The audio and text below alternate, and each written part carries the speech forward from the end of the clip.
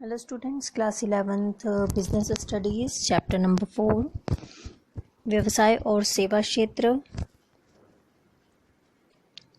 आज इस वीडियो में हम आधुनिक बैंकों के प्रकार यानी टाइप्स ऑफ मॉडर्न बैंक्स देखेंगे। तो ध्यान दीजिएगा आप। प्रेजेंट एज में बैंक जो है उसमें काफ़ी वेरिएशंस आ गए हैं और डिफरेंट टाइप्स ऑफ बैंक्स जो हैं वो इस्टेब्लिश्ड होती हैं डिफरेंट टाइप की सर्विसेज प्रोवाइड करने के लिए कस्टमर्स को। सो ये कौन कौन से टाइप हैं और इन बैंक्स के थ्रू क्या वर्क होता है वो हम इस वीडियो में देखते हैं। सबसे फर्स्ट जो टाइप है हमारा बैंकों का वो है वाणिज्यिक बैंक यानी कमर्शियल बैंक। ये बैंक जो है वो नॉर्मल बैंकिंग एक्टिविटीज़ परफॉर्म करते हैं।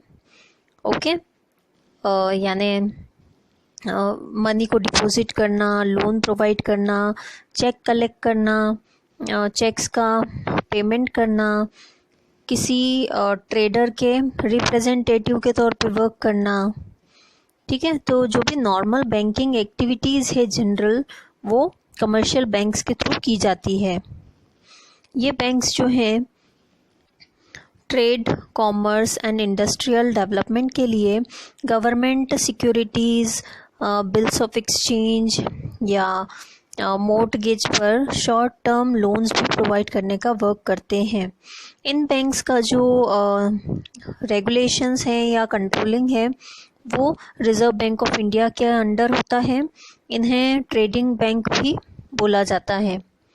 नेक्स्ट जो टाइप है हमारा वो है औद्योगिक बैंक या इंडस्ट्रियल बैंक। ये जो बैंक्स हैं ये वो बैंक या फाइनेंशियल इंस्टीट्यूशंस हैं जो जनरली इंडस्ट्रीज़ को मीडियम टर्म और long term loan facilities provide करके फाइनेंशियल हेल्प प्रोवाइड करते हैं। इन बैंक्स की कैपिटल काफ़ी ज़्यादा होती है एंड ये बैंक्स अपने शेयर सेल करके और मनी कलेक्ट करते हैं। ये banks central government, state government और फॉरेन बैंक से भी लोन कलेक्ट करते हैं और कैपिटल फॉर्मेशन में हेल्प करते हैं और इंडस्ट्रियल डेवलपमेंट में बहुत इम्पॉर्टेंट रोल प्ले करते हैं।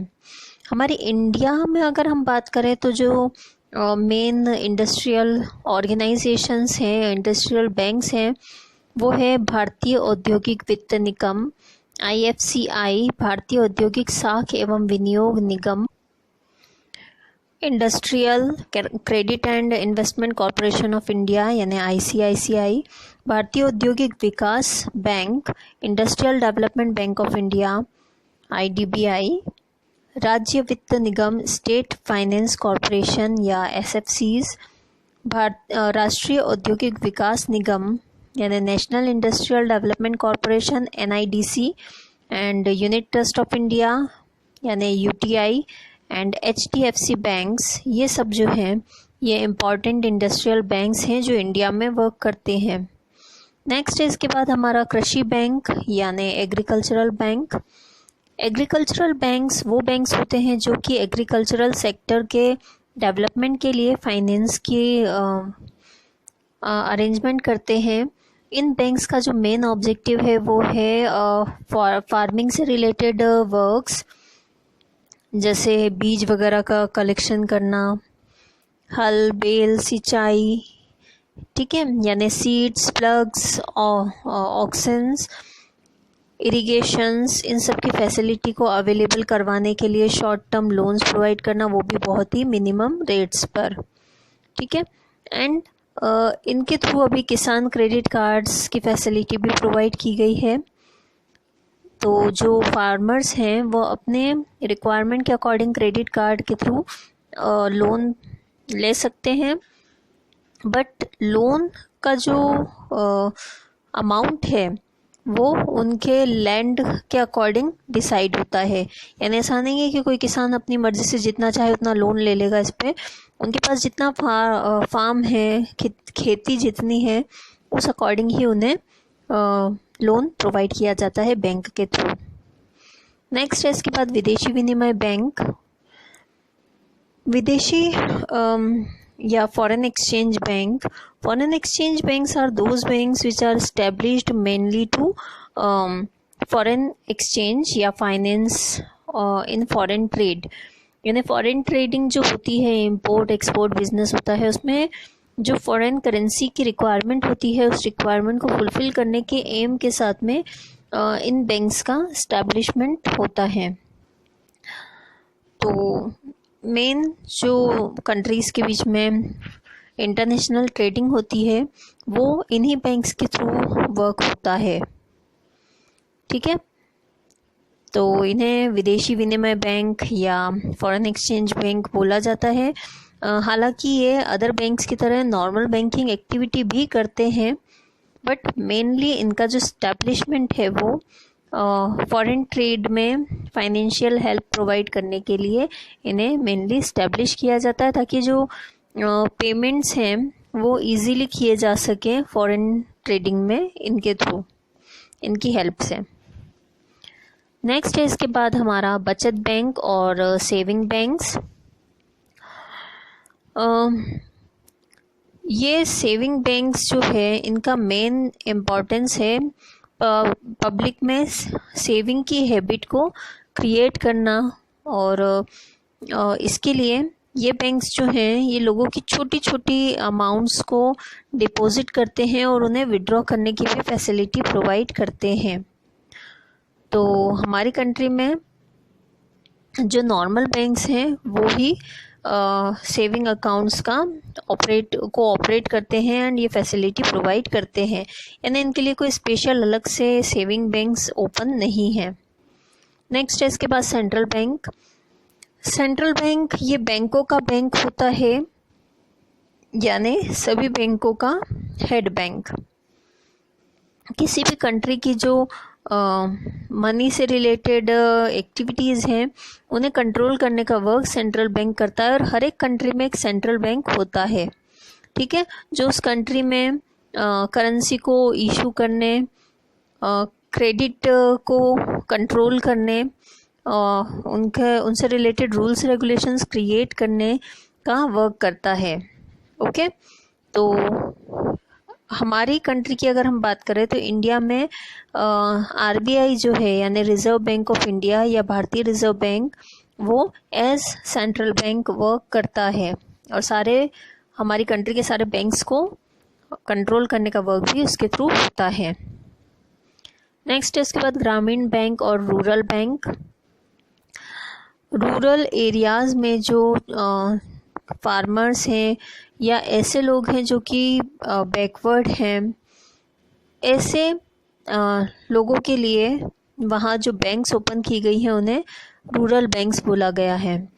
इन बैंक्स का जो मेन एम है वो है जो छोटे लेवल के फार्मर्स हैं या लेबरर्स हैं या फिर जो रूरल एरियाज़ में हैंडलूम और हैंडीक्राफ्ट का वर्क करने वाले जो वर्कर्स हैं, ट्रेडर्स हैं छोटे मोटे, उन सभी को फाइनेंशियल हेल्प प्रोवाइड करना ताकि वो अपने वर्क को स्मूथली कर पाएँ. ओके, तो ग्रामीण बैंक या रूरल बैंक्स जो हैं वो किसी पर्टिकुलर रूरल एरिया में फार्मर्स, ट्रेडर्स, इंडस्ट्रियलिस्ट एंड छोटे मोटे जो प्रोडक्शन का वर्क करते हैं उन लोगों को फाइनेंशियल हेल्प करके मोटिवेट करने का वर्क करते हैं. नेक्स्ट है इसके बाद सहकारी बैंक या कोऑपरेटिव बैंक.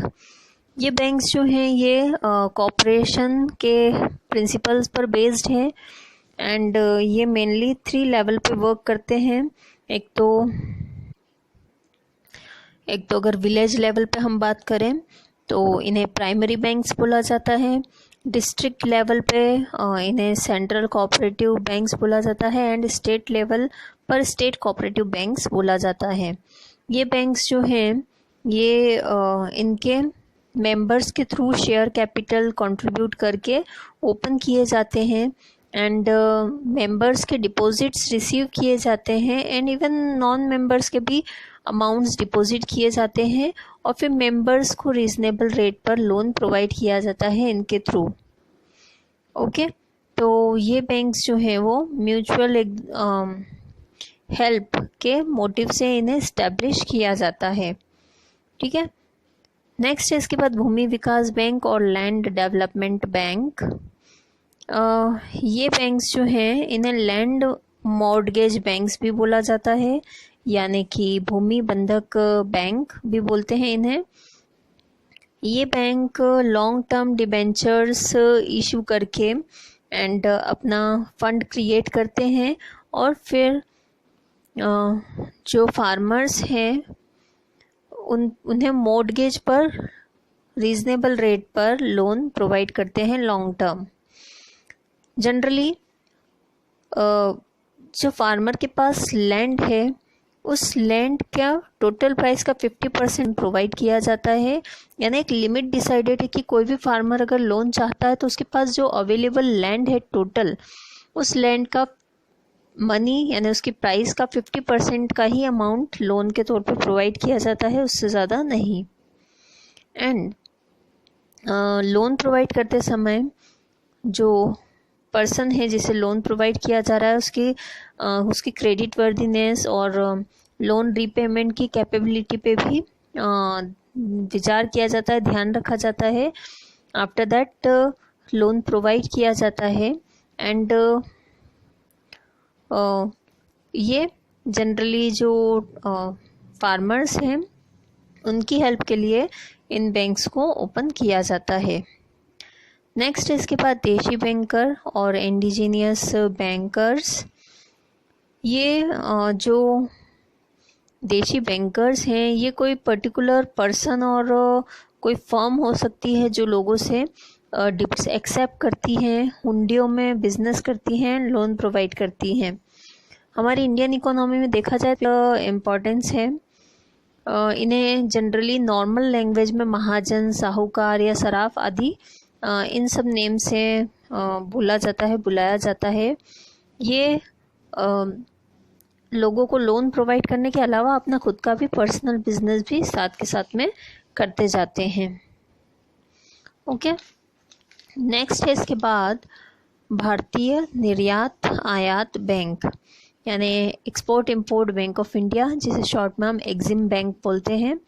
इंटरनेशनल ट्रेड को मोटिवेट करने के लिए 1982 में इस बैंक की इस्टेब्लिशमेंट हुई है हमारी कंट्री में।